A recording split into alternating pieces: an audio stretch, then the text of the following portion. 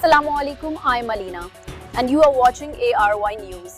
Here are today's news updates. Iran's foreign ministry said Monday it had called for an end to the war across the region and the release of frozen assets abroad in its response to the latest US proposal.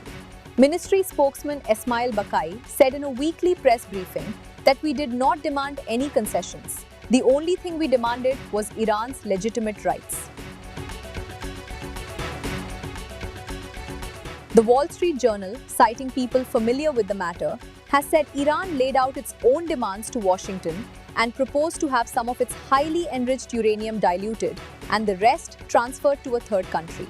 In its response, delivered through mediators, Iran sought guarantees that the transferred uranium will be returned if negotiations fail or Washington quits the agreement later, the journal citing sources reported.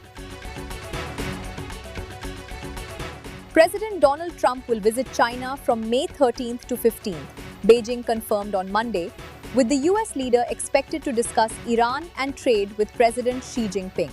Washington and Beijing have been at loggerheads over key issues ranging from trade tariffs to the Middle East war and Taiwan, which China claims as part of its territory.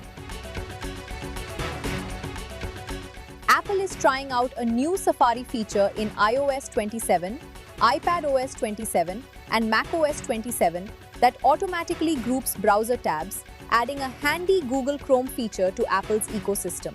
This update also sharpens the liquid glass interface from macOS Tahoe. According to Bloomberg's Mark Gurman, Apple is introducing an organized tabs option inside Safari's tab groups, allowing users to pick whether tabs are grouped automatically based on browsing topics.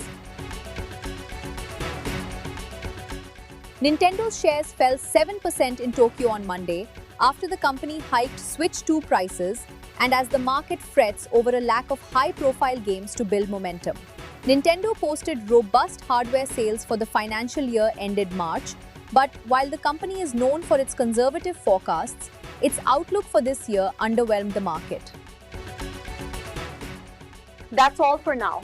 For more updates, visit arynews.tv. Thank you for watching ARY News.